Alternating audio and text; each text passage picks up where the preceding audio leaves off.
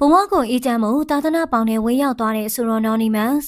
အဆိုတော် Anonymous ကတော့အောင်သွေတော်လာမင်းကြီးတချင်နဲ့ပရိသတ်တွေရင်ထဲရောက်လာခဲ့ပြီးအားလုံးချစ်တော်ဖြစ်လာခဲ့ပါတယ်။ဒီလိုအောင်မြင်လာတဲ့အချိန်မှာတော့သူ့ရဲ့ပြောဆိုမတတ်တဲ့ဇာတ်ရိုက်ကြောင့်ပရိသတ်တွေဝေဖန်တာခံရပြီးအတော်လေးကြက်တွေထားခဲ့ပါတယ်။အောင်မြင်မှုကိုဖင်ငိမ်အောင်ထိမ့်မထားပဲချစ်သူကောင်မလေးကိုမိဘကိုအတိမပေးပဲလက်ထပ်လိုက်တာကြောင့်ပရိသတ်တွေရောမိဘကိုပါရင်ကွဲသွားစေတာပါ။အနောက်မှာတော့ဆိုတော့ Anonymous တယောက်သူ့အမားကိုပရိသတ်တွေကိုတောင်းပန်ပြီးသူ့ရဲ့အမားကိုဝန်ခံလိုက်ပါတယ်